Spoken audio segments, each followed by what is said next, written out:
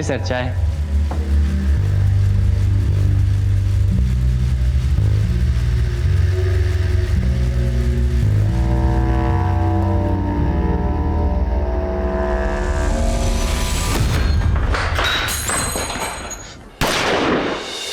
भाई कोई हिलेगा तो खोपड़ी खुल जाएगी। चलो चलो चलो चलो बे। चल। अरे भाई चश्मिश चल गाड़ी डिलीट करो। अरे सोच कर रहा है कर दे भाई, नहीं तो बीवी बेवा हो जाएगी थारी। चल फटाफट कर निकाल।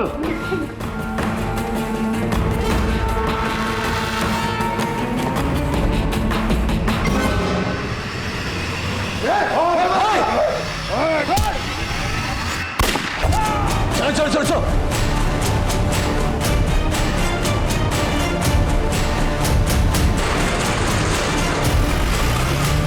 नमस्कार आदाब। क्राइम पेट्रोल सतर्क के आज के इस केस में मैं अनूप सोनी आप सबका स्वागत करता हूं। किसी न किसी कारण से दिल्ली का नाम अखबार की सुर्खियां बनता रहता है। बैंक रॉबरी की यह वारदात भी सुर्खियां बटोरने वाली थी, लेकिन इस जुर्म की जड़ें काफी गहरी थी। जो नजर आ रहा था उससे कहीं ज्यादा संगीन थी इस जुर्म की श्रृंखला।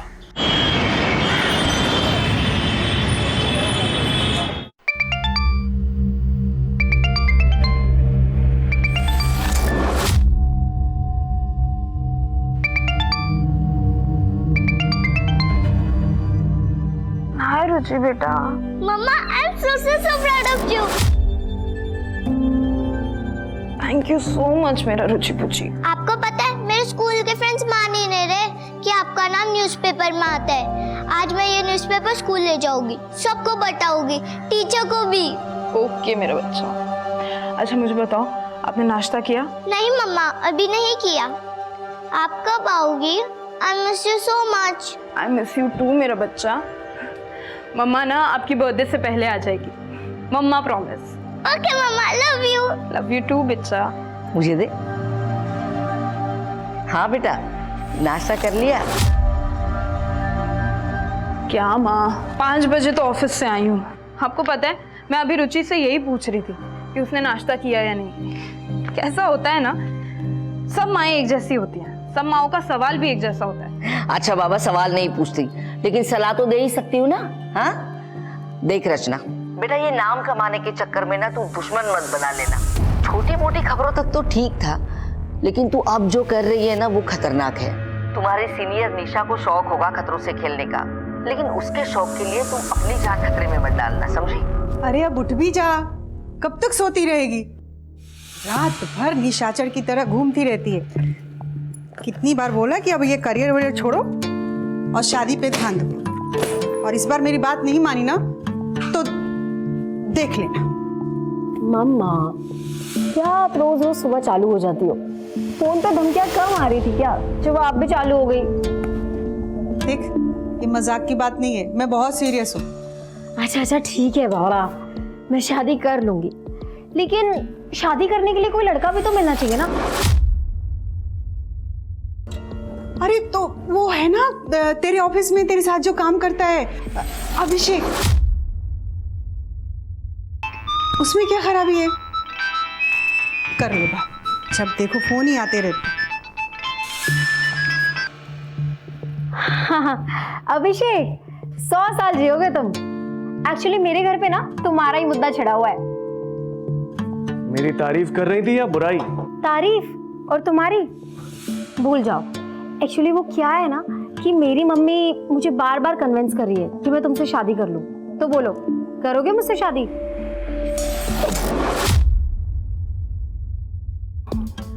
यार तुम ना सुबह सुबह मेरा दम मत निकाला करो यार।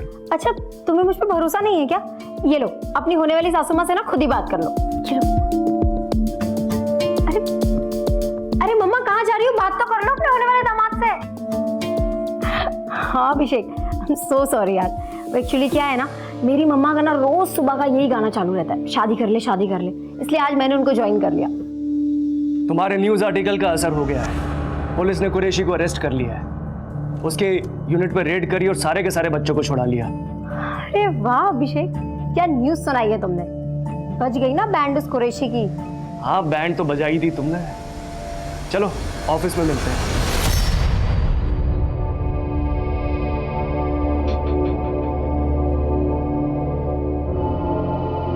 निशा और अभिषेक, तुम दोनों इस बार इलेक्शंस कवर करोगे। पर सर फिर क्राइम कौन कवर करेगा? आई मीन कुरैशी जैसे काफी लोग हैं दिल्ली में। तुम्हारी असिस्टेंट रचना करेगी। आई थिंक वो अब से इंडिपेंडेंट रिपोर्टिंग कर सकती है। And I am promoting her. Hey congratulations Rachna. Thank you so much sir. You deserve it Rachna. Thanks कहने की जरूरत नहीं, पर हाँ ट्रीट देने की जरूरत है।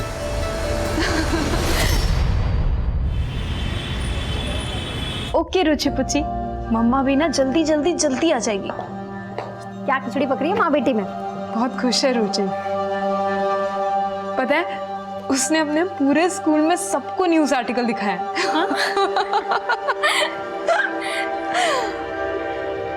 निशा थैंक यू सो मच यार, तेरी वजह से ये सब पॉसिबल हो पाया। अब इतना सेंटी मत हो। ये बता कि रुचि को दिल्ली कब लेके आ रही है? हाँ अब स्कूल्स में बात की है काफ़ी। होपफुली नेक्स्ट एकेडमिक ईयर उसका यही होगा। वो सब तो ठीक है, लेकिन मेरी ट्रीट मत भूल जाना। वापस आने के बाद बहुत बड़ी ट्रीट दूंगी, इनफैक्ट पार्टी करेंगे। पर हाँ उससे पहले तुझे मेरी हेल्प करनी है। हाँ रुचि के लिए बर्थडे गिफ्ट लेना है और कल 12 बजे मेरी बस है, फिर टाइम नहीं मिलेगा। मैं एक शॉप जानती हूँ जो 24 घंटे खुली रहती है। ऑफिस के बाद जाते हैं। ग्रेट। क्यों लोंडियो ज्यादा उड़ रही है क्या? पंख नहीं काटेंगे, अब की सीधा गर्दन कटेगी। समझ जा तू और समझा दे अपने असिस्टेंट ने भी। भौंकने वाले काटते नहीं हैं। अगर हिम्मत है ना तो नाम बता।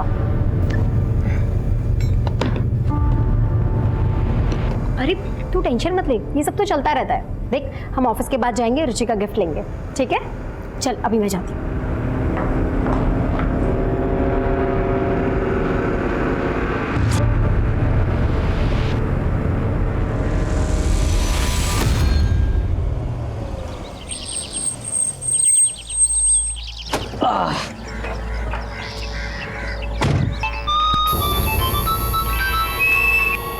किसका फोन था?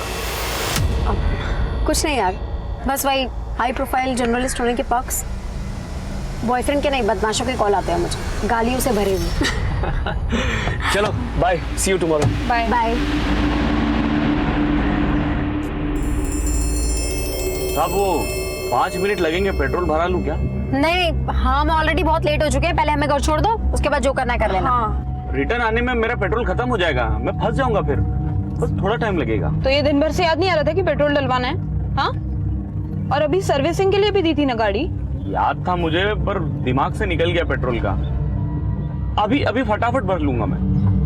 जो करना है ना जल्दी करो।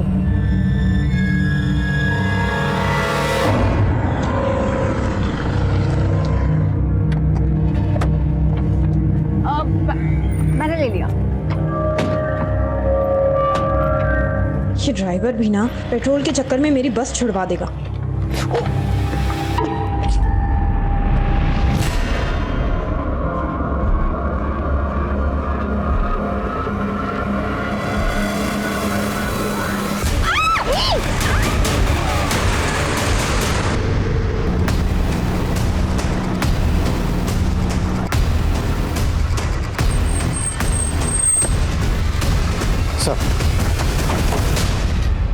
सर मेरा नाम अभिषेक है। निशा और रचना मेरी कलीग्स है सर। यही वो जगह है जहाँ पर हमारे ऑफिस का कैब ड्राइवर विष्णु रोज उन्हें ड्रॉप करता है।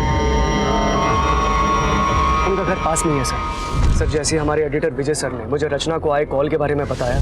हेलो रचना। अरे आप फोन मिला दिया साली ने। मार के फेंक इसको। मैंने फौरन आपको बता दिया और यहाँ पर आ गया। विष्णु का नंबर दीजिए। जी तो रचना और निशा का यहाँ से कहीं और जाने का प्लान था? सर मुझे नहीं लगता, क्योंकि रचना की आज 12 बजे की बस है। वो 2 दिन के लिए अपने घर जा रही है बुलंदशहर।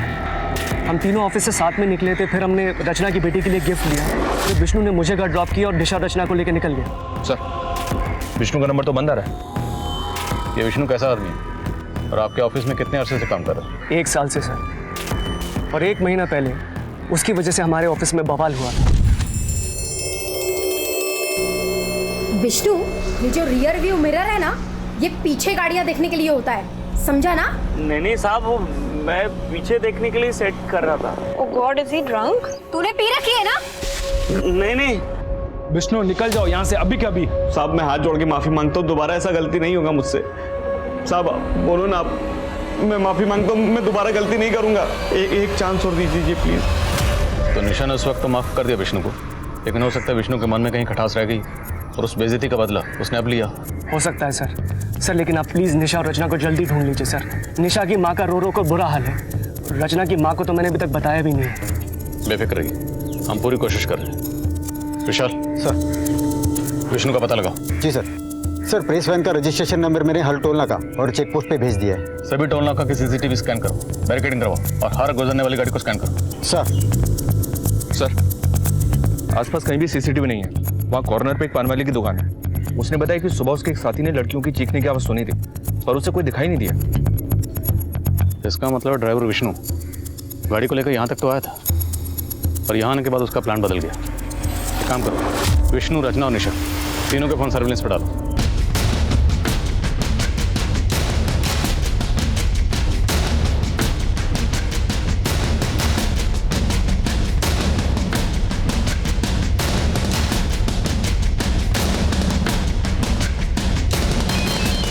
सर जल्दी आइए, निर्मल बाग में कुछ मिला है।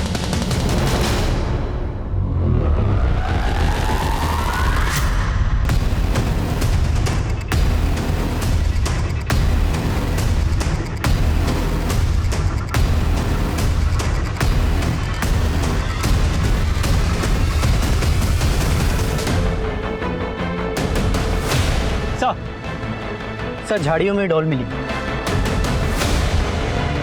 अभिषेक ने बताया था कि रचना ने अपनी बेटी के लिए गिफ्ट खरीदी। हो सकता है ये वही हो। फॉरेंसिक भेजो, हो सकता है किसी के फिंगरप्रिंट्स मैच हो जाए। सर 2 जाबाज महिला पत्रकारों के साथ हुई इस घटना ने पूरी दिल्ली को हिला कर रख दिया है।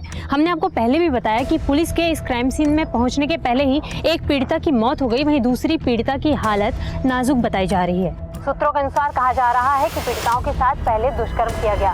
महिला पत्रकारों के साथ हुई ये घिनौनी वारदात एक सबूत है पुलिस और प्रशासन के खिलाफ। ये मीडिया इस केस को बहुत उछालने वाला है। अब कमिश्नर साहब का 2 बार फोन आ चुका है। ये ड्राइवर विष्णु मुझे 24 घंटे के अंदर अंदर लॉकअप में चाहिए। सर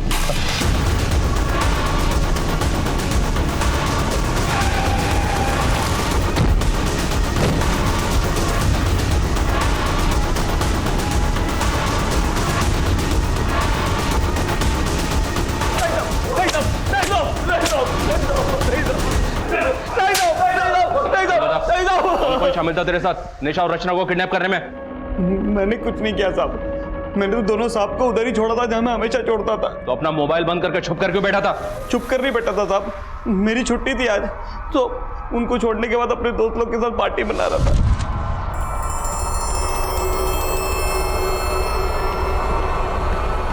अरे यार ये बैटरी भी अभी डेड होनी थी।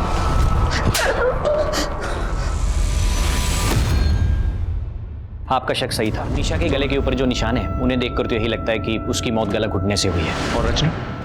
कंडीशन क्रिटिकल है, हमने उसे आईसीयू में शिफ्ट कर दिया है। उसके सिर पे गहरी चोटें आई हैं।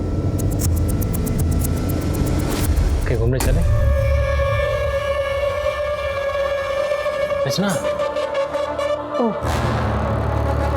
इसी मीटिंग की वजह से तुम अपनी बच्ची को स्कूल से नहीं ला पाए। रचना देखो तुम गलत समझ रही हो, हमारे बीच ऐसा कुछ नहीं है। बस, अब मैं और रुचि एक पल भी तुम्हारे साथ नहीं रह सकती। जहाँ जाती हो ना तुम तो जाओ, लेकिन लौट कर वापस बताना। सच बोलने वाले रिपोर्टर को तो हमेशा खतरा रहता है सर। निशा ने रिसेंटली एक मीट पैकेजिंग यूनिट के ऊपर एक स्टोरी ब्रेक की थी, जहां पे दर्जनों बच्चों को इलीगली काम पे रखा गया था। ये लीड निशा को एक एनजीओ वर्कर देव ओझा ने दी थी। निशा की इस स्टोरी के बाद पुलिस फौरन एक्शन में आई, वहां पे रेड किया और वहां के सारे बच्चों को रेस्क्यू किया और वहां के फैक्ट्री के मालिक करीम कुरैशी को भी अरेस्ट किया। करीम कुरैशी और ड्राइवर विष्णु, उसने एक बार निशा के साथ बदतमीजी की थी, बात आप तक भी पहुंची, लेकिन आपने उसे नौकरी से नहीं निकाला। सर गरीब आदमी है, पिछले 1 साल से मेरे पास है, निशा ने भी जोर नहीं दिया, इसलिए मैंने पहली गलती समझकर उसको माफ़ कर दिया। और रचना ने जब आपको आखिरी बार कॉल की, वो कॉल महज 20 सेकंड की थी, फिर भी आपने रिकॉर्ड की, पूरी कॉल रिकॉर्ड की। क्या आपको पहले से अंदाजा था कि ये कॉल इतनी इंपॉर्टेंट है? सर, मैं एक न्यूज़पेपर चलाता हूँ, मुझे हर रोज़ धमकी आती है। हम जर्नलिस्ट हमारे सारे कॉल्स रिकॉर्ड करते हैं और ये एक बेसिक चीज़ है हमारे प्रोफेशन में। तोड़ो इस विष्णु को, नहीं उगले तो हलक में उंगली डाल के उगलवा। सर एक बात बतानी रह गई थी। निशा को पिछले 2-3 दिनों से एक प्राइवेट नंबर से धमकी के कॉल्स आ रहे थे।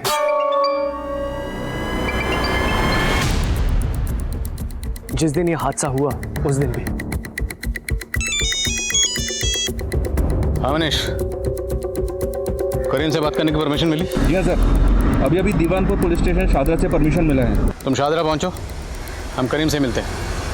साहब, उन गरीब बच्चों को मेरे यहाँ पे काम करके 2 वक्त की रोटी मिलती थी। उनके माँ बाप खुद छोड़ के गए थे मेरे पास। उन लड़कियों ने जानबूझकर मुझे फंसाया और इसकी सज़ा अल्लाह ने उन्हें दे दी। सजा अल्लाह ने दी या तूने? और अब अपना सारा किया कराया ऊपर वाले पे डाल रहा। मैं क्या कर सकता हूँ साहब, मैं तो यहाँ जेल में हूँ, लेकिन ज़्यादा दिन रहूँगा नहीं। आज नहीं तो कल जमानत हो ही जाएगी मेरी। जी हाँ सर, कुरैशी की वॉइस रिकॉर्डिंग की, उसकी आवाज़ धमकी वाले कॉल से मेल तो नहीं खा रही है, फिर भी डिटेल इन्वेस्टिगेशन के लिए फॉरेंसिक भेज दिया उसे। और उसके कॉल रिकॉर्ड भी निकलो, क्रिमिनल बैकग्राउंड का आदमी है, हो सकता है किसी हिस्ट्री शीटर से करवाया। Right sir. मनीष, दोनों लड़कियों को एक साथ किडनैप किया गया, जिसमें से निशा के साथ गैंग रेप किया गया और उसकी बेरहमी से हत्या कर दी गई, और रचना के साथ सिर्फ रेप। ऐसा क्यों? सर अब इस सवाल का जवाब या तो रचना दे सकती है या फिर वो क्रिमिनल्स। नहीं मनीष, अब सारे सवालों के जवाब हमें ही ढूंढने। रचना और निशा, इनकी पर्सनल और प्रोफेशनल लाइफ में जितने भी लोग हैं सबसे बातचीत करो। निशा के साथ जिस तरह से बेरहमी से गैंग रेप किया गया और उसका कत्ल किया गया, और रचना की जो हालत है, उससे तो यही लगता है कि इन दोनों के साथ किसी ने कोई गहरी दुश्मनी निकाली। आखिर ऐसी कौन सी दुश्मनी थी जिसकी कीमत निशा को अपनी जान देकर चुकानी पड़ी, या फिर इस वारदात का मकसद कुछ और ही था?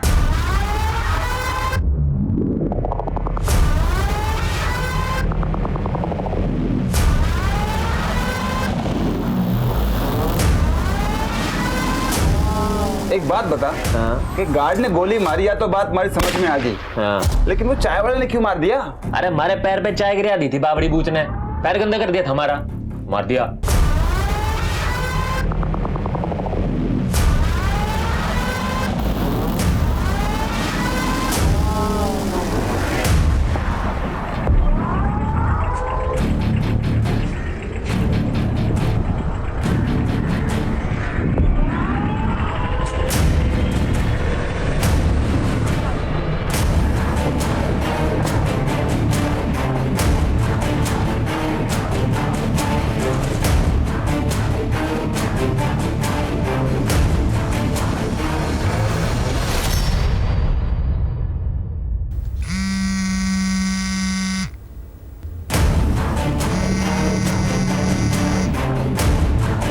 हेलो, अरे कांड खोल के सुन लो सब, अपने अपने फोन के सिम निकाल के फेंक दो, कुछ दिनों के लिए अंडरग्राउंड होना है हमें। सर मेरे परिवार में कोई भी लड़की नौकरी नहीं करती है, लेकिन रचना को मेरे परिवार की इज्जत का कोई ख्याल नहीं था।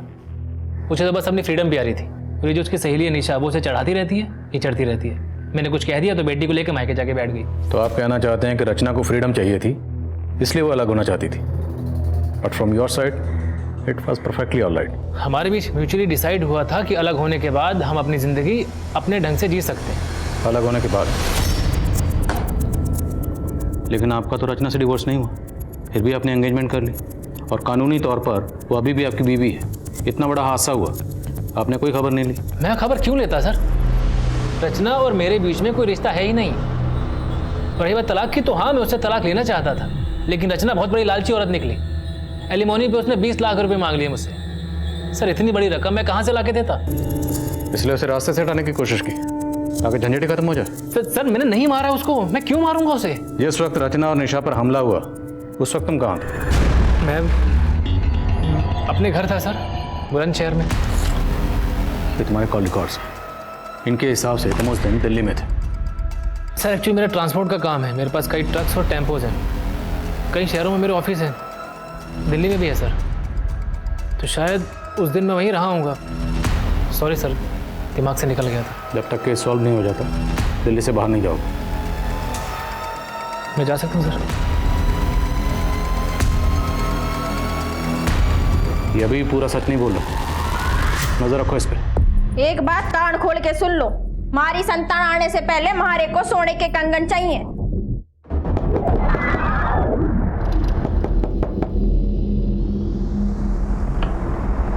भाई साहब 2 मिनट। सर, फॉरेंसिक रिपोर्ट आ गई है सर। विष्णु और उसके दोस्तों के वॉइस सैंपल्स किडनैपर से मैच नहीं हुआ। विष्णु ने कुछ और बताया? विष्णु का कहना है कि सर जिस दिन क्राइम हुआ था उस दिन निशा और रचना अपनी डेली रूट से घर नहीं गई थी, काफी घूमी थी। वो सनशाइन एनक्लेव वाला रास्ता लिया था।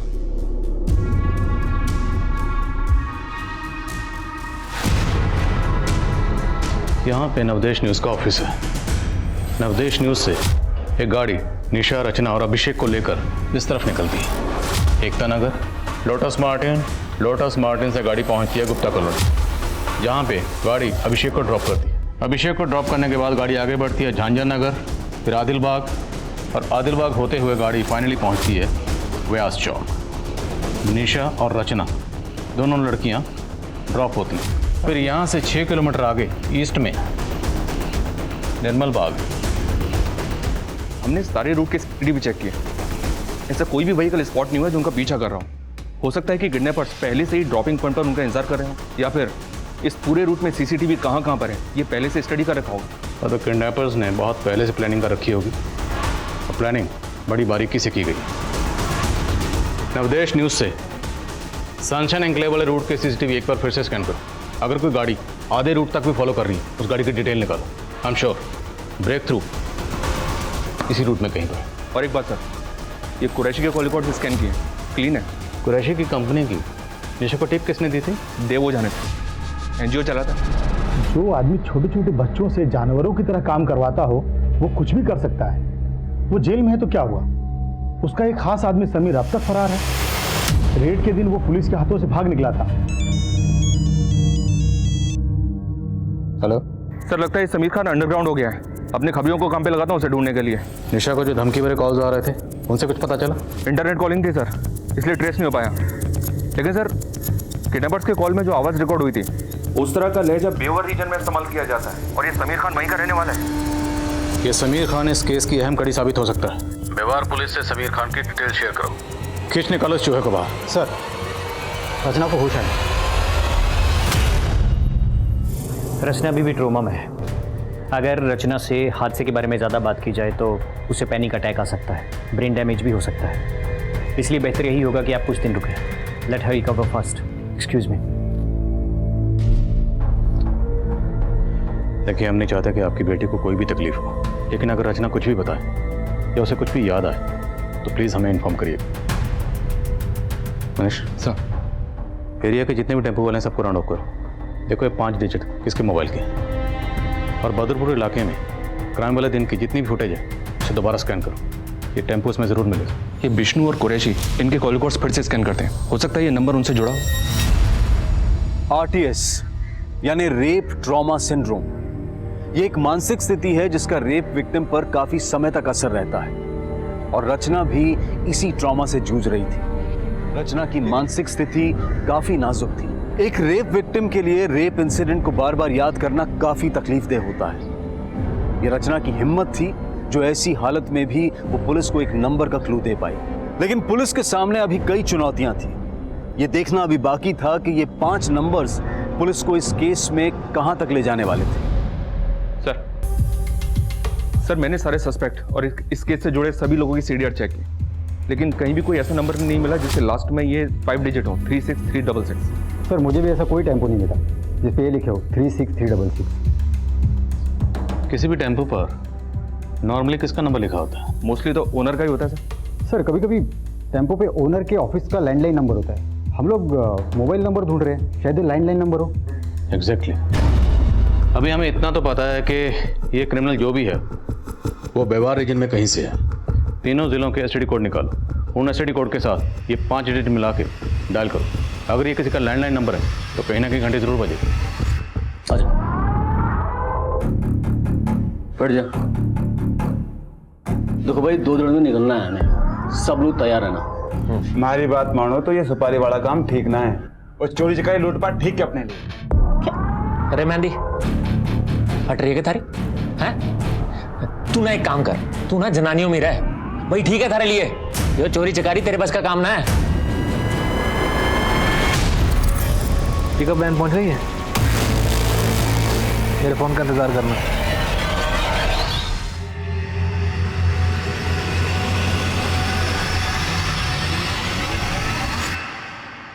हाँ बल्ली बोल। अच्छा ठीक है, नजर रखो उस पर। समीर खान का पता चल गया? उठाओ उसे। सर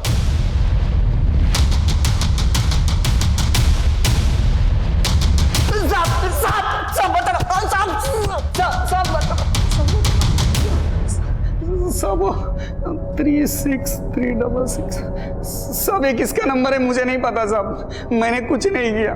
तूने कुछ किया नहीं तो चुप क्यों रहा था? कुरैशी भाईजान के अरेस्ट के बाद पुलिस मेरे पीछे पड़ गई थी साहब, चाइल्ड ट्रैफिकिंग के चक्कर में साहब।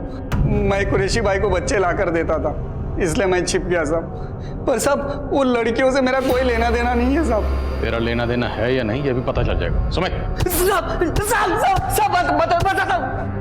सब बताता हूँ। निशा को मैं धमकाया था सब, पर मैंने कुछ नहीं किया साहब। जिस दिन ये कांड हुआ उस दिन भी तूने निशा को फोन किया? जी साहब। टुकड़ों टुकड़ों में इंफॉर्मेशन दे रहा। मारो साले टुकड़े टुकड़े में। समीर का वो सैंपल किडनैपर के वो सैंपल से मैच करने के लिए भेजो, और फिंगरप्रिंट्स भी।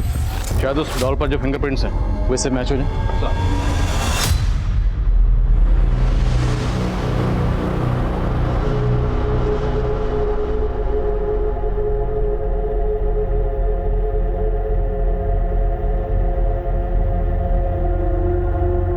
मम्मी ये सब क्या लिखा है आपके बारे में?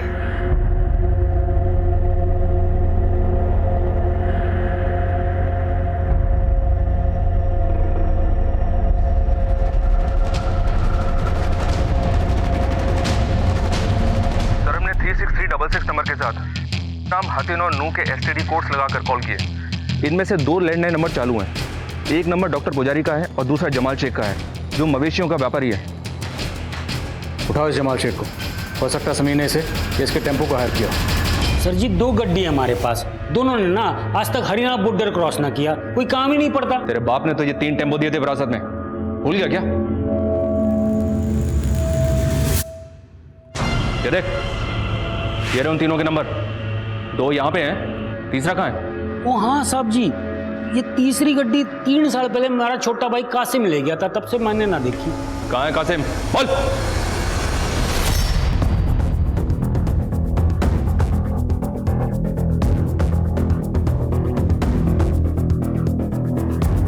सर गांव वालों ने कंफर्म किया है कि कासिम पिछले कई सालों से गांव में नहीं आया।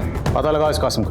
दिल्ली और व्यवहार में हर जगह इसकी फोटो सर्कुलेट करो, अपने खबरियों को एक्टिव करो। मुझे लगता है समीर के साथ इस कासिम का कोई ना कोई कनेक्शन जरूर निकलेगा। सर कहीं ऐसा तो नहीं कि इस कासिम का और रोहन का आपस में कोई कनेक्शन हो? कासिम ने अपने भाई से कहा था कि वो ट्रांसपोर्ट का बिजनेस करेगा, और इस रोहन का भी ट्रांसपोर्ट का बिजनेस है। हो सकता है। रोहन के ऑफिस वालों से बात करो, पता करो क्या वहाँ पे कोई कासिम नाम का ड्राइवर था, और 9 पुलिस से कासिम की डिटेल शेयर करो। Okay sir.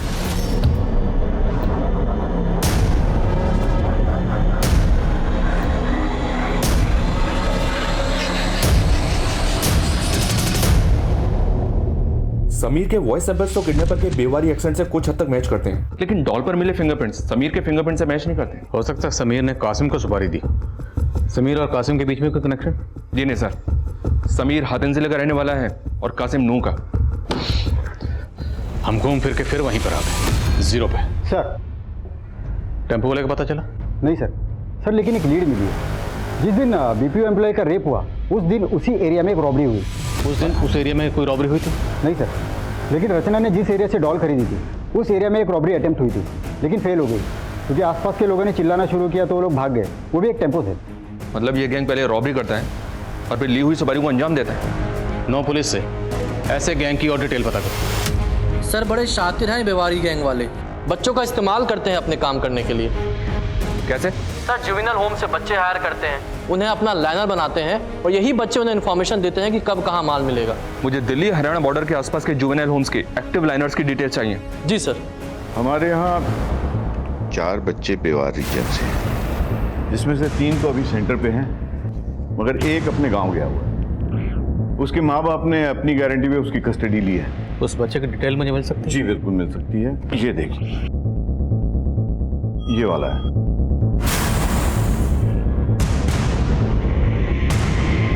रघु नाम है ना तुम्हारा?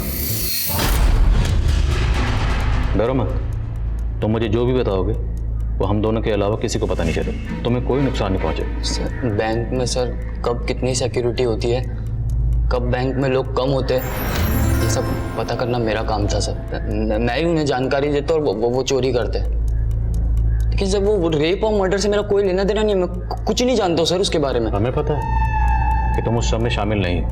तुम एक काम करो, जितने भी लोग थे ना उन सबके नाम यहाँ पे लिखो और उनके बारे में जो भी जानते हो वो सब।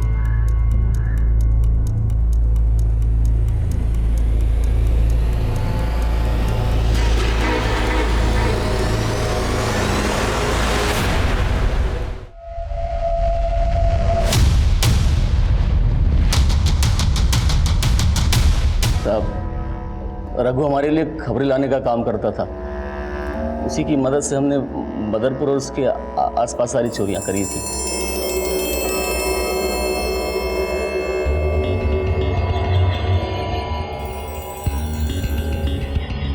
हेलो भगवान दादा, माल उतर गया है और बैंक में भीड़ भी कम है, आप लोग आ जाओ।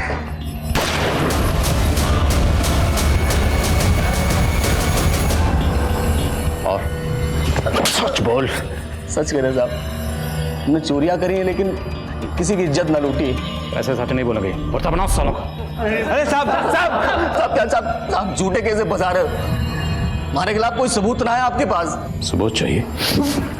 सबूत चाहिए तो सुन, जिन 2 लड़कियों को तुम लोगों ने उठाया था ना, उनमें से एक लड़की बच गई है।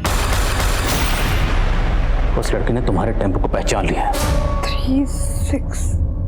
36366 और टेम्पो के पीछे जो नंबर लिखा था उससे हम पहुंचे जमाल तक, और जमाल ने बताया कि वो टेम्पो उसके भाई का है, कासिम का। कासिम कौन? ये निशा और रचना की सुपारी किसने दी थी? समीर ने, रोहन ने या किसी और ने? साले मेहंदी, एक काम ढंग से ना होता थारे से। साले मेहंदी लगा के ना घर पे बैठ जा। ये चोरी चकारी ना थारे मतबल का काम ना है। गलती हो गई भाई, माफ कर दे। साले थारे गलती के चक्कर में ना पकड़े जाते आज। आज चुप जा भाई, हैं? लूट नाकाम के हो गई, लड़ने लग रहे आपस में। शांत बैठ।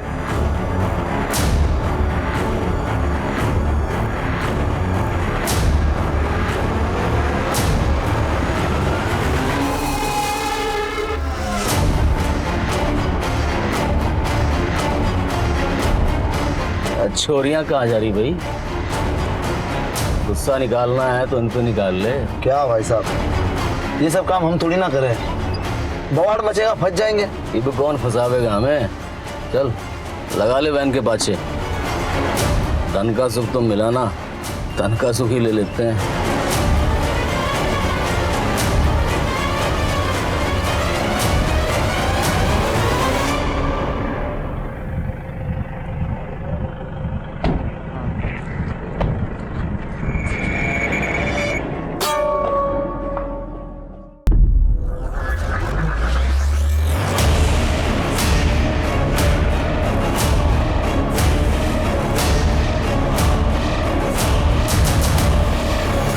सुपारी ना किसी दी हमको साहब, हम तो हमेशा की तरह चोरी करने निकले थे। बस उस दिन किसी ने शोर मचा दिया तो भागना पड़ा हमको। दूसरी बार हमारी डकैती फैल हुई थी तो हम लोग बहुत चिढ़े हुए थे, इसलिए साहब इसके पहले हमने कभी किसी चोरी को खराब ना किया, पहली बार हुआ ऐसा। तो और वो बीपीओ वाली लड़की? साहब हौसला बढ़ गया था हमारा, हमें न लगा था कि कभी पुलिस हमको पकड़ पाएगी। हमने सोचा था कि इसी तरह पैसे लूटेंगे और चोरियां उठाएंगे, मजे करेंगे। तुम लोगों को एहसास है, तुम लोगों के पल भर के मजे ने किसी की पूरी जिंदगी को बर्बाद कर दिया। मजे करोगे तुम लोग?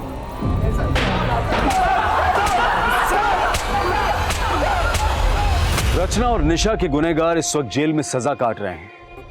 रचना के शारीरिक घाव तो भर चुके हैं, लेकिन उसके मन पर लगे घावों को भरने में अभी और वक्त लगेगा।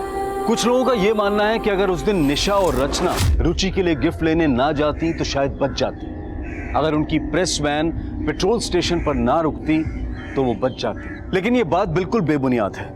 अगर निशा और रचना वहां पर ना होती तो शायद उनकी जगह कोई और लड़की उस गैंग की हवस का शिकार बनती। जरूरत इस बात की है कि हम एक ऐसा माहौल तैयार करें जिसमें औरतें किसी भी वक्त कहीं पर भी आ जा सके और बेखौफ अपना काम कर सके। और ऐसे सुरक्षित वातावरण को तैयार करने की जिम्मेदारी पुलिस और समाज दोनों की है। एक सभ्य समाज की बुनियाद इसी से मजबूत होती है। देखते हैं हमारे आज के एपिसोड की दूसरी कहानी।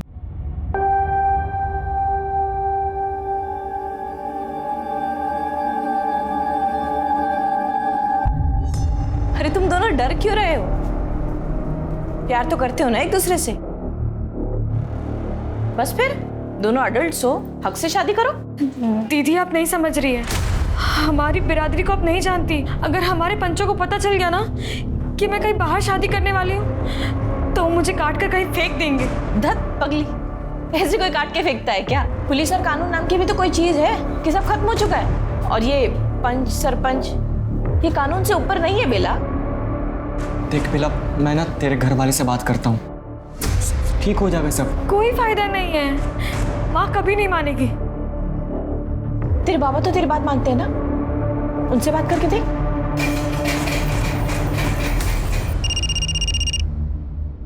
हेलो, हाँ एक मिनट यही है तेरी बहन का। हेलो, कहाँ है तू? यहाँ चूल्हा बंद पड़ा है लेकिन आई बहुत गर्म हो रही है, जल्दी घर वापस आ तू। हाँ हाँ ठीक है।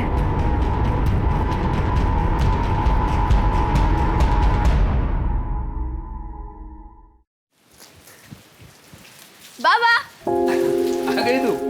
ये देख तेरे लिए खाओ लाया, ले ले। क्या लाया? ताई को भी दे। हाँ समोसा। मैं पानी आंकता।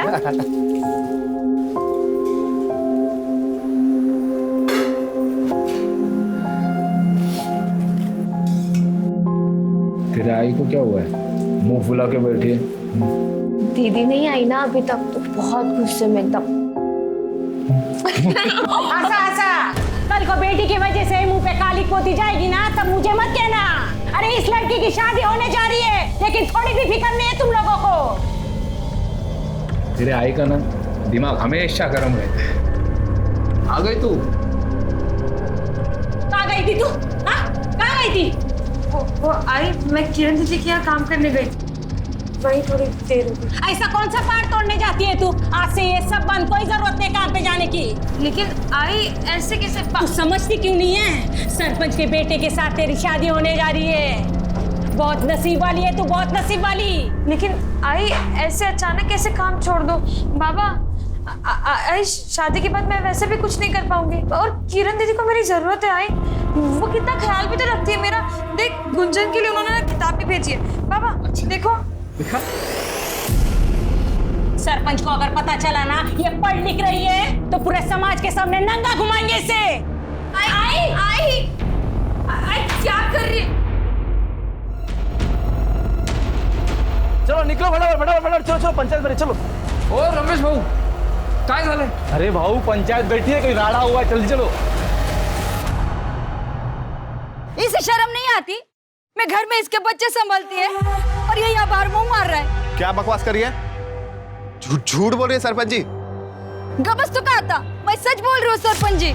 मैंने अपनी आंखों से देखा इसको। क्या रे दीपक, क्या बोल रही है गौरी? और झूठ बोलता है तू? तेरे को पता है ना, हमारी बिरादरी में पंचों के सामने झूठ बोलना मतलब भगवान के सामने झूठ बोलना होता है। अब सच सच बता, तू अपनी बाइकों को छोड़ के किसी और औरत के साथ सोया है कि नहीं?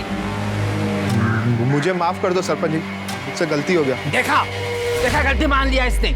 तू जानता है ना कि अपनी बिरादरी में ऐसी गलती को माफी नहीं, सजा मिलती है, सजा। और तेरे को सजा जरूर मिलेगी।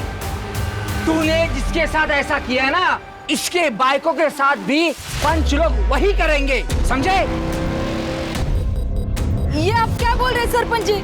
मैं आपके पास इसके गुनाह की गुहार लेकर आई थी और अब मुझे सजा देने लग गए। ए गौरी, तू क्यों रोती है? सजा तेरे को नहीं, ये तेरे दीपक को मिल रही है।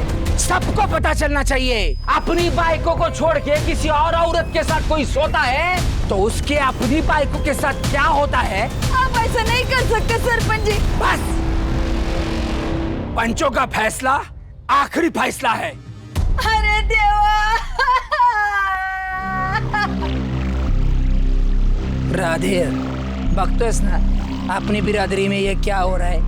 मैंने तो फैसला कर लिया है, मैं जल्द से जल्द तेरी बेटी बेला की सगाई अपने बेटे किशोर के साथ कर रहा हूँ और झट से लगन लागा तैयारी ला।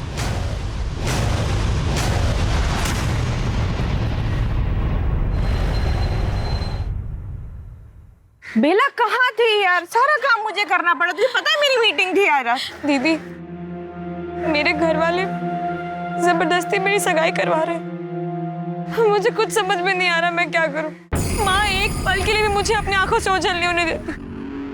यहाँ भी मैं बहुत बहाने मार के आई। तू परेशान मत हो, मैं समझाती हूँ। कोई फायदा नहीं है दीदी, वो नहीं मानने वाली। दीदी आप बस मेरी एक बार कुंदन से बात करा दो। हाँ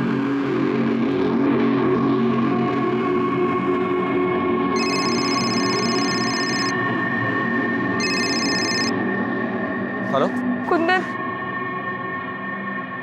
मेरे घर वाले मेरी सगाई करा रहे हैं। क्या? एक काम करते हैं, चलो भाग चलते हैं। आज मैं दोपहर में गाड़ी लेके आऊंगा, तुम तैयार रहना। ठीक है। ये पैसे रख, काम आएंगे। ध्यान रखो दीदी।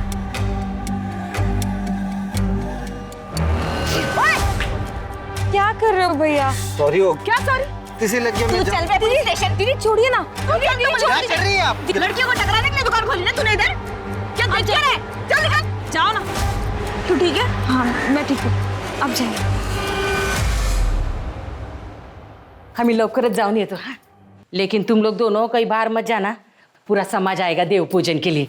चला हो लवकर, चल।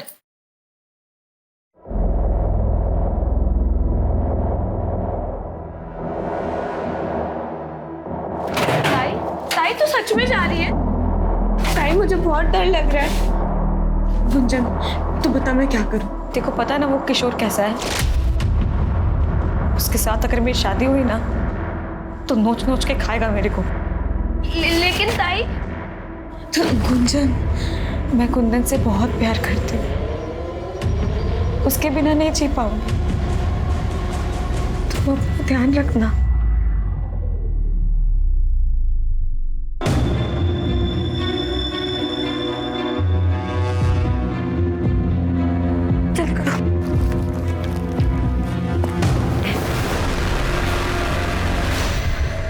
कौन है ये? हाँ मैं पूछता हूँ कौन है ये? क्या रे किशोर, क्या है ये? बाबा देखो ना, ये कौन है ये लड़का? बाबा बाबा बाबा मैं कुंदन से प्यार करती हूँ। तो भाई क्या बोलते, तू पागल हो गई है क्या? तेरी लगन का शगुन लेकर आया हूँ और तू? सजा प्यार करने की। उनके पूरे समाज के सामने उसे और उसके प्रेमी को बेइज्जत करके उनके साथ मारपीट की गई। तो क्या बेला की सारी मुश्किलें खत्म हो चुकी थी? बेला के सर पर आई बला क्या टल चुकी थी?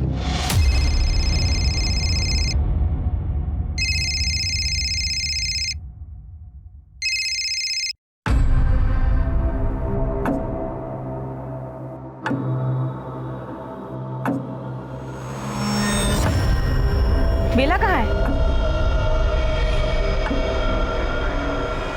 क्या हुआ तुझे?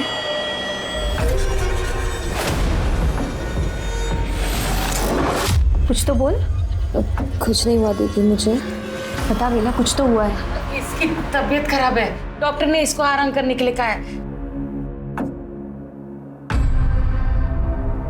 ठीक है, ध्यान रखना। हाँ।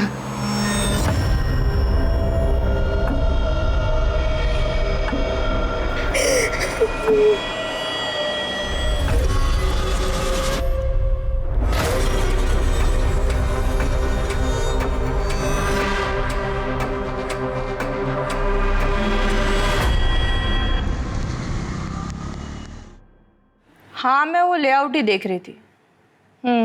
वेट, मैं ऑफिस आती हूँ and then let's go about this. या ओके।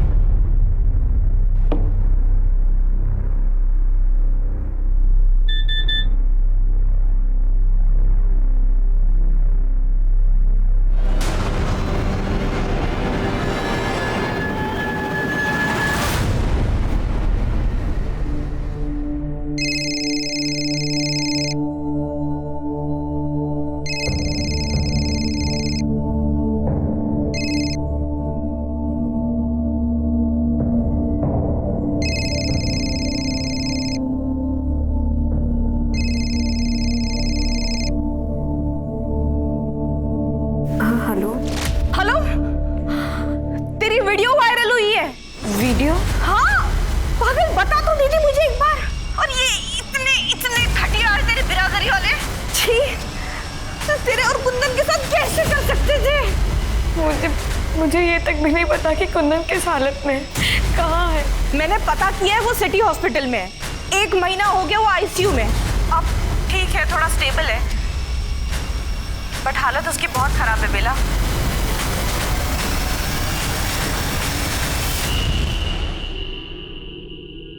सर ये वीडियो देखिए, वायरल हो रही है। ये पनवेल की। पता करो ये लोग कौन है। जो लोग भी इनके साथ ये कर रहे हैं इनको 3rd डिग्री मिलनी चाहिए। समझ नहीं आता लोग इंसानियत कैसे भूल गए यार।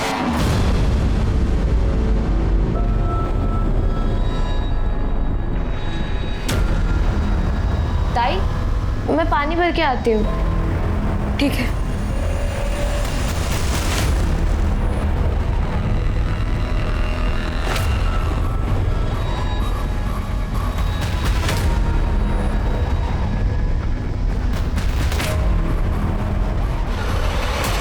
भैया सिटी हॉस्पिटल चलोगे? हाँ चलो भैया।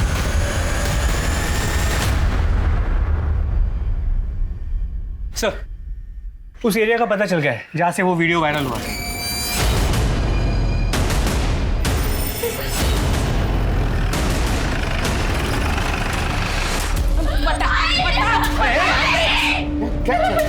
क्यों मारे उसको? कुछ नहीं साहब। ओ वीडियो दिखाओ। ये वीडियो तुम्हारी बेटी बेला का ही है ना? हाँ साहब। कहाँ है बेला?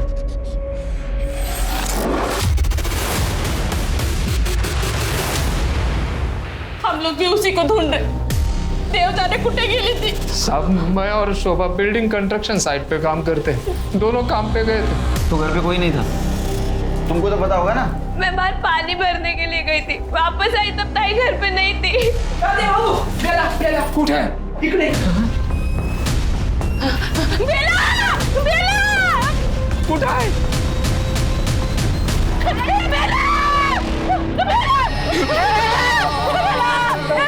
यांना मागे घ्या।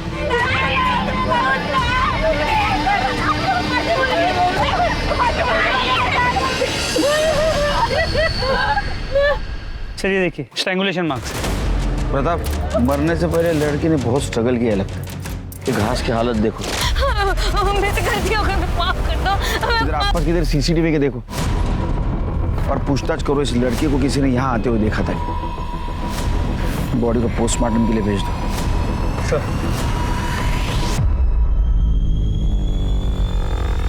कहाँ गई थी बेला?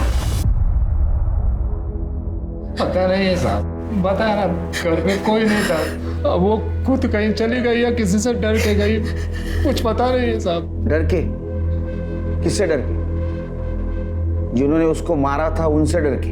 साहब वो पंच परमेश्वर हैं। हमारी बिरादरी में बिरादरी के बाहर वालों से रिश्ता नहीं करते ना।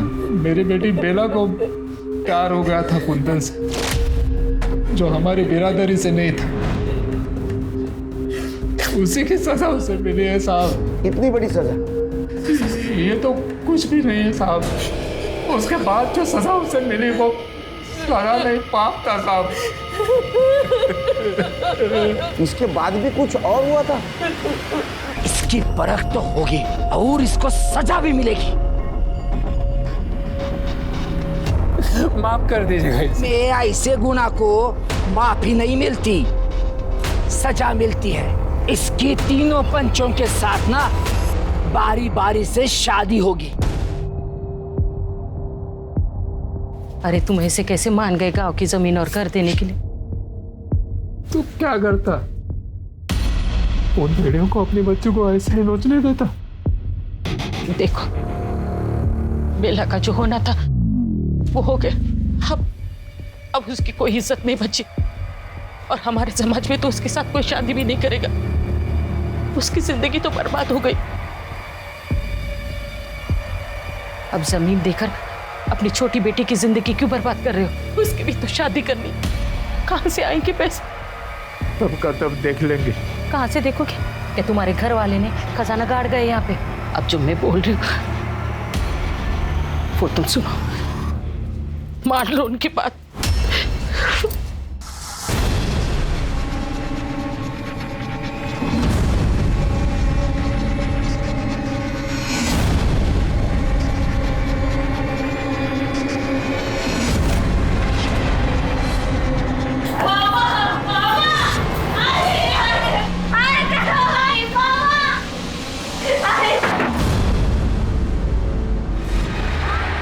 सजा के नाम पे वो लोग उसका रेप कर रहे थे और तुम होने दे रहे थे।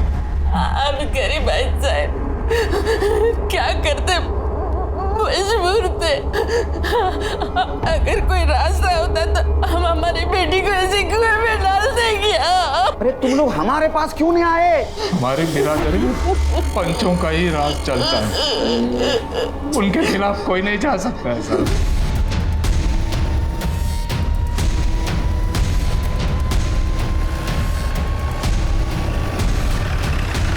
बाबा, बाहर पुलिस आई है बाबा।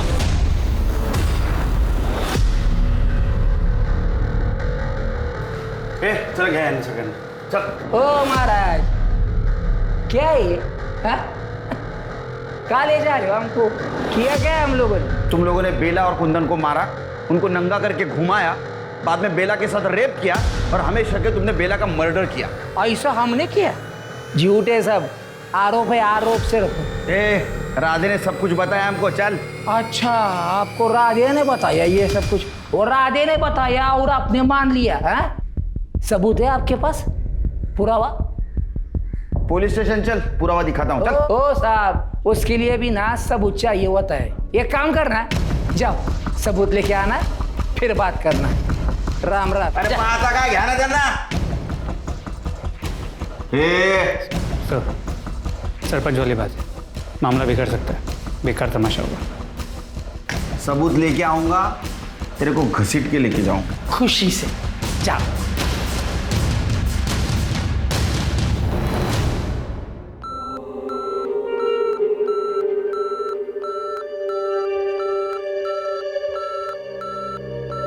अब कैसे है इसकी हालत? हमें इसका बयान लेना है। अभी तो पॉसिबल नहीं है सर। जैसे हो जाए इन्फॉर्म कर देना। Okay sir. इसका बयान लेना, तब तक पंचों को उठा के ला। सच तो उनसे बुलवा के रहेंगे। सर।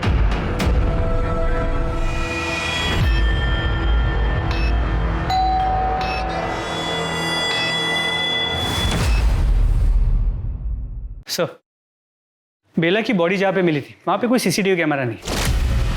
और सर, ये बेला की पोस्टमार्टम रिपोर्ट। सर, बॉडी पे छोटे मोटे चोट के निशान तो है, लेकिन कोई मेजर इंजरी नहीं, और उसे गला दबा के मारा गया। और कुछ? सर, बेला प्रेग्नेंट थी, उसके पेट में 1 महीने का फीटस था। राधे का कहना था कि उसके साथ सारे पंचों ने मिलकर रेप किया था। इसका मतलब उन पंचों में से किसी की वजह से गर्भ ठहरा होगा, लेकिन ये तभी पता चलेगा जब उनमें से किसी का डीएनए फिटस से मैच होगा। सर, ये भी तो हो सकता है ना कि ये बच्चा कुंदन का हो सकता है, लेकिन अगर किसी भी पंच का डीएनए फिटस से मैच होता है तो हमें सरपंच के खिलाफ रेप का सबूत मिले। पंचों के खिलाफ कोई कुछ नहीं बोलेगा साहब। हमारे समाज में सभी उनसे डरते हैं साहब। अरे कोई तो होगा जो उनके खिलाफ कंप्लेंट करेगा। कोई नहीं बोलेगा साहब, ये कोई पहली बार नहीं हुआ है साहब, हर बार ऐसा होता है। अभी कुछ साल पहले एक और लड़की के साथ ऐसा हुआ था सर। किसके साथ? वो संध्या के साथ। कहाँ ये संध्या? वो बेचारी तो शर्म के मारे समाज को छोड़ के चली गई साहब। नंबर ले लो, ट्रेस करो उसको। बेला जिसके साथ ये कुकर्म हुआ था उसकी मौत हो चुकी थी और राधे जिस संध्या का नाम ले रहा था उसका कुछ पता नहीं था। पुलिस जल्द से जल्द बेला के कातिलों को जेल की सलाखों के पीछे देखना चाहती थी, लेकिन अभी उनके सामने एक और डरावना सच आना बाकी था।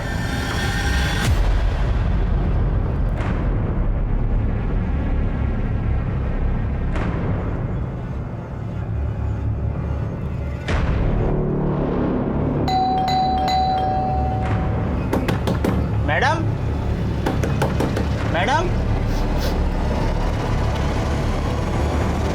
मैडम,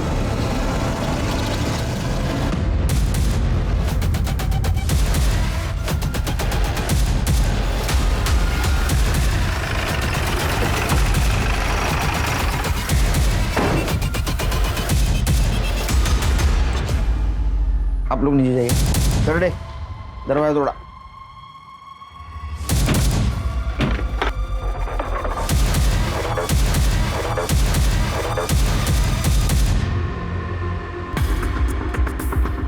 किरण मैडम ने 2 दिन से दूध की थैली नहीं उठाई और अंदर से कुछ बदबू आ रही थी। ये किरण मैडम इधर अकेली रहती थी? हाँ सर, अकेली रहती थी। अभी कुछ महीनों पहले यहाँ पे दिल्ली से शिफ्ट हुई है। आप कौन? मैं सुषमा, यही सोसाइटी में रहती हूँ। 2 दिन से बॉडी घर में पड़ी थी, कोई आता जाता नहीं? वैसे तो कोई आता जाता नहीं था, एक मेड आती थी। थी मतलब? अभी 1 महीना पहले उसने काम छोड़ दिया। क्यों? वो तो नहीं पता, लेकिन कुछ तो हुआ होगा। क्या नाम था मेड का? सर बेला।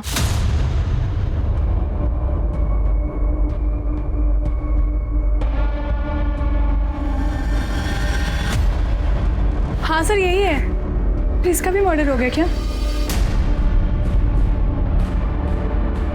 सर, आसपास में किधर भी सीसीटीवी कैमरा नहीं है। ठीक है, इनके घर वालों को इन्फॉर्म कर दो और बॉडी पोस्टमार्टम के लिए भेज दो। सर,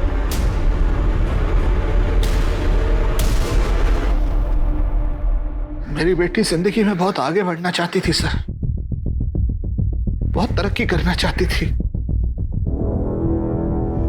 वो इतनी दूर मुंबई आई थी दिल्ली छोड़कर। पहले तो बस दूर हुई थी हमसे और आप इतनी दूर हो गई कि बहुत दूर चली गई। पानी थैंक यू सर। उसका किसी के साथ झगड़ा, दुश्मनी? नहीं सर, ऐसा कुछ भी नहीं था। हाँ, थोड़ी आउटस्पोकन थी, कुछ गलत होते हुए देखती थी तो खुद को रोक नहीं पाती थी। अभी कुछ समय पहले अपनी मेड को लेकर परेशान थी। मेड बेला? हाँ जी सर। पापा थैंक यू सो मच, आपने मुझे इतनी खूबसूरत लाइफ दी पापा। यहाँ लड़कियां प्यार तो क्या शादी तक अपनी मर्जी से नहीं कर सकती। वो बेला जो मेरे यहाँ काम करती है पापा, मेरी हाउस हेल्प, उसके घर वालों ने इतना बुरा उसके साथ किया, मैं आपको बता तक नहीं सकती पापा। बेटा वो सब ठीक है, लेकिन तू वहां अकेली रहती है, तू दूसरों के मैटर में क्यों पड़ती है? मुझे तेरी फिक्र होती है। आपने मुझे इतना पढ़ाया लिखाया, काबिल बनाया, इसीलिए ताकि मैं चुप बैठूं, वो भी गलत होता हुआ देखकर। लेकिन उसकी तो मौत हो गई, उसका किसी ने खून कर दिया। हो सकता है जिसने बेला का खून किया उसी ने किरण का खून किया हो। ये आप क्या कह रहे हैं सर? मेरा मतलब कोई ऐसा क्यों करेगा?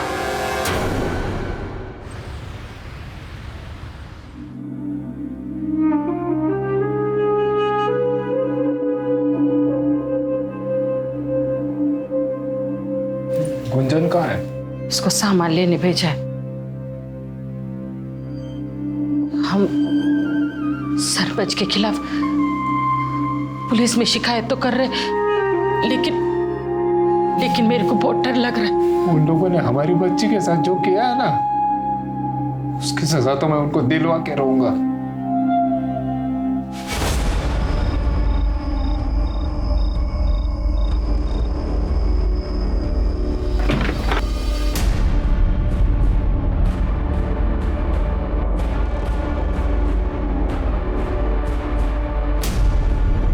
ये तो राधे और शोभा है। इनका ऐसा वीडियो किसने बनाया? हमको कुछ पता नहीं है साहब, वो लोग कौन थे? क्या हुआ क्या था? साहब हम लोग घर में ही थे, 2 लोग आए और हमको बहुत मारे साहब, मुंह काला के नंगा के बहुत मारे सब इधर। और अब इस बार भी हमारे पास नहीं आए। ऐसा क्यों करते आप लोग? क्या करते हैं आप लोगों के पास आकर? हमारी बेटी को मारा, क्या किया आप लोगों ने? हमें तो इसी बात की सजा मिली है ना, हम लोग आपके पास आकर पंचों की शिकायत की। अगर आप लोगों के पास आते ना तो देव जाने मेरे गुंजन के साथ क्या क्या करते हैं वो लोग। तो तुमको क्या लगता है ये सब कुछ पंचों ने किया? उसके बारे में हम कैसे बोलेंगे साहब, वो तो पता करना आपका काम है। तो तुम्हारी बेटी बेला किरण के पास काम करती थी ना? हाँ सर, किरण मैडम बड़े अच्छे हैं साहब, वो इधर घर पे भी आई थी बेला का हालचाल पूछने। अभी उसको क्या बोलते हैं साहब? किरण अच्छी थी तो उसका भी मर्डर हुआ। चलो समझ लेते बेला को इन पंचों ने मारा, लेकिन किरण को क्यों मारे? हमको कुछ नहीं मालूम साहब, वो पूछताछ कर रही थी ना साहब, इतना ही मालूम है हमको।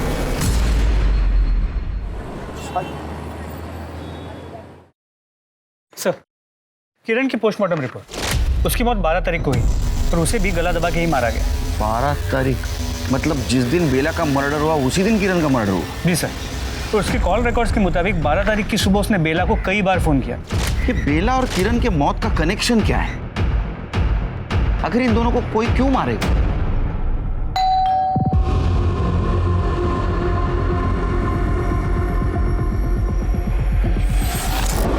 प्रताप, एक काम करो, ये जो वीडियो वायरल हुआ है, मुझे लगता है ये सरपंच के साथ जो 2 फंटर रहते हैं ना, उन्होंने ये कांड किया है।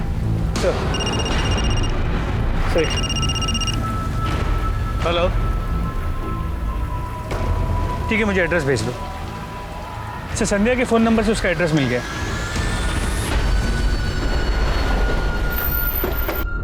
सुनिए जी, ये संध्या कहाँ रहती है? मैं ही संध्या हूँ, बोलिए। हमें तुम्हारे बिरादरी के सरपंच के बारे में बात करनी है। साहब आप इधर क्यों आए? आप चले जाओ, मेरा पति घर पे अगर वो सुन लेगा तो मुझे छोड़ देगा साहब। आप इधर आइए। तुम बेला को जानती थी?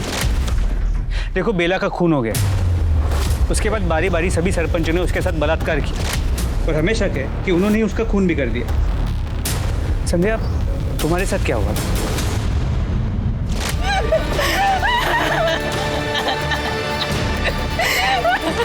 निकाल, मैं बोल रहा हूँ ना। तुम्हें कोर्ट में गवाही देनी चाहिए। साहब देखो, मैंने जो भी बताया वो मैं कोर्ट में नहीं बोलेगी। जो हुआ वो मेरा बीता हुआ कल था, उसके लिए मैं मेरा आज खराब नहीं कर सकती। हाथ जोड़ती हूँ साहब, आप लोग जाओ, हाथ जोड़ती हूँ साहब।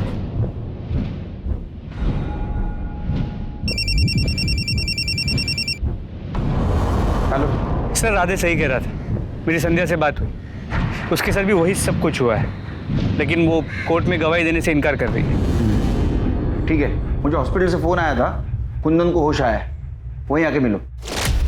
इसकी कंडीशन अभी भी बहुत अच्छी नहीं है, प्लीज थोड़ा जल्दी करें। कुंदन, क्या हुआ था बेला के साथ?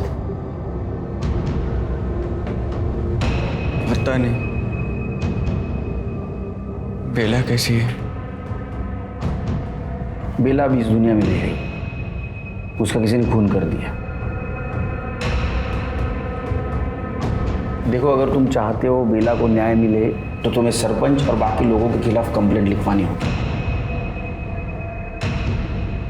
इसका स्टेटमेंट ले लो और पंचों के खिलाफ अरेस्ट वारंट निकालो। सर,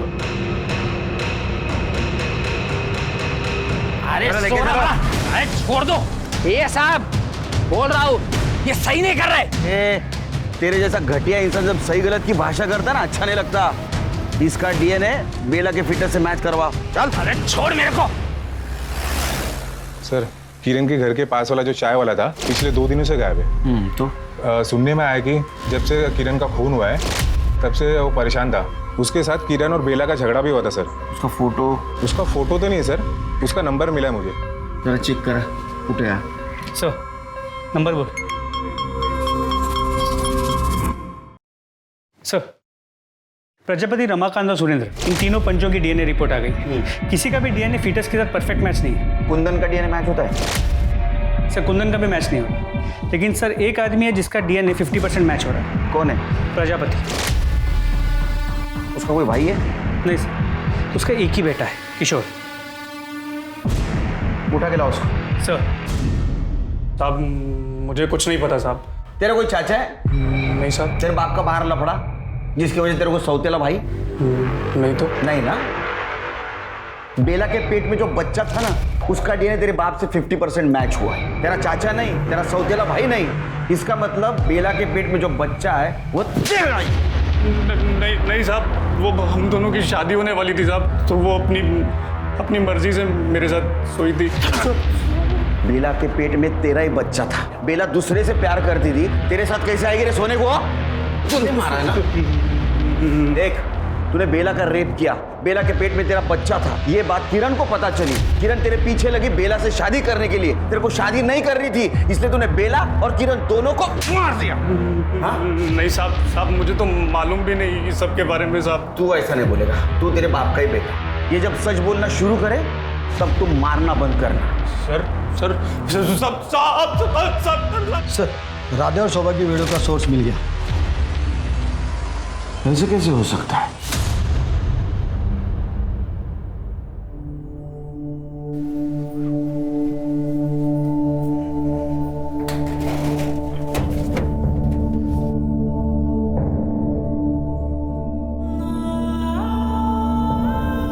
अरे वाह, नए कपड़े। होली आ रही है ना। मेरे कपड़े आपसे ज्यादा सुंदर है। तुम्हारे कपड़े ज्यादा सुंदर होंगे ही ना। अब मेरी बहन भी तो कितनी सुंदर है। गुंजन, पापा। नहीं बेटा। पापा, अब मुझे कौन कहेगा कि मेरी बहन सबसे अच्छी है? और पापा।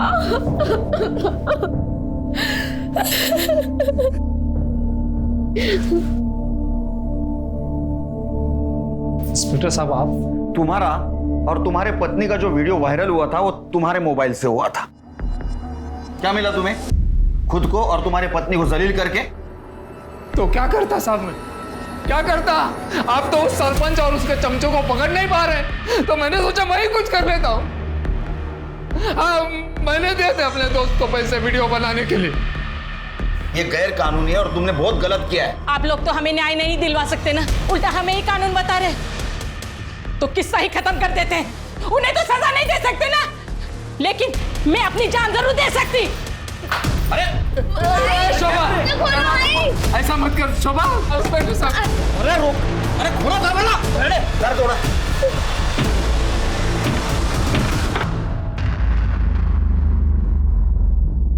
तुम्हारी आई की तबीयत कैसी है अभी?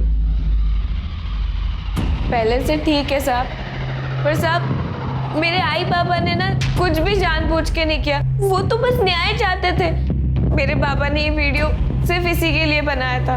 साहब, सही में उनकी कोई भी गलती नहीं है इसके अंदर। सर, हेलो, गुड सर, उस चाय वाले का पता चल गया। लेके आओ उसको। साहब, साहब सुनो ना साहब। बेला को क्यों मारा? अपन ने किसी को मारा साहब? तूने मारा है। बेला को चाहता था ना तू? हाँ, किरण ने तेरे को डांटा था। क्या कर रहे हो भैया? सॉरी हो। क्या सॉरी? किसी लग गया। तू चल बे पुलिस स्टेशन। दीदी छोड़िए ना, क्या दिक्कत है? चल निकल जाओ भैया। तो इसलिए तूने दोनों को भी मार दिया? नहीं साहब, साहब अपन बेला को चाहता था, ये बात सच है। अपना किरण के साथ झगड़ा भी हुआ था साहब, लेकिन अपन ने किसी को नहीं मारा साहब। तू झूठ बोल रहा है। साहब बोल रहा है। बगाए कायदे। किशोर के मोबाईल में ये व्हिडिओ मिला। घेऊन जा. तोडा याला. प्रताप, ये तो बेला के रेप का वीडियो है। बोलना कैसे आया? बोलना कैसे आया? बोल।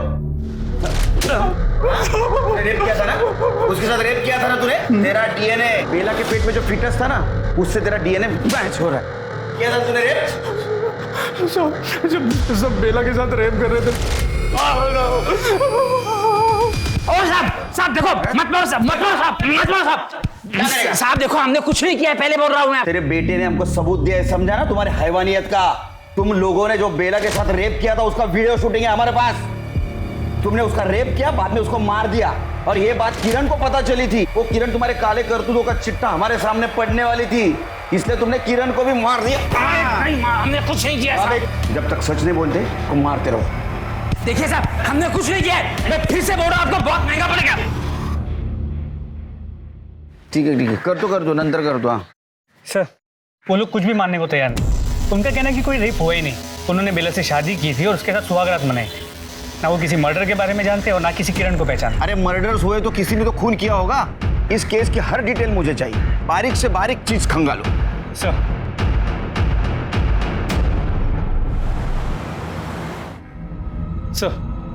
हॉस्पिटल के बाहर के सीसीटीवी कैमरा में बेला नजर आई।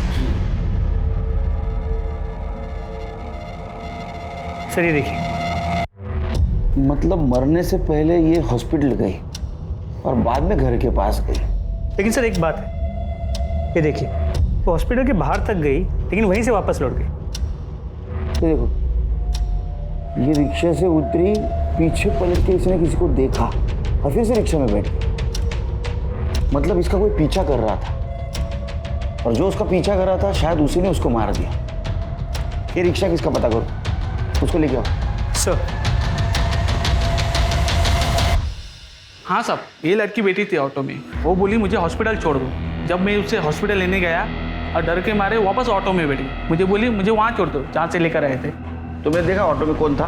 हाँ सर, जब मैं उसे छोड़ने गया तो पीछे से एक रिक्शा आ रही थी, तो मुझे कुछ गड़बड़ लगी। तो मैंने उतर के देखा तो एक आदमी निकल गया था। फोटो देखो, इनमें से कौन था? नहीं सर। हाँ साहब, ये था।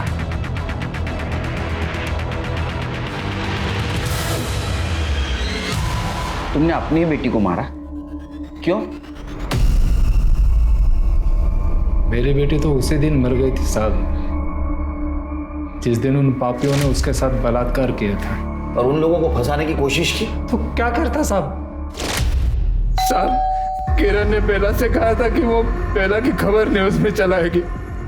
मैंने सोचा कि वैसे ही इतनी बदनामी हुई है, और बदनामी होगी तो गुंजन का हाथ थामने आगे कोई नहीं आया। ये सब मैंने अपनी छोटी बेटी गुंजन के लिए किया है साहब। अगर तुम पे अन्याय हो रहा था तो हमारे पास आते, हमसे मदद मांगते, लेकिन नहीं, तुमने इज्जत और समाज के नाम पे अपनी बेटी और किरण को मारा है। तुम्हें कड़ी से कड़ी सजा दिलवा के रहूंगा।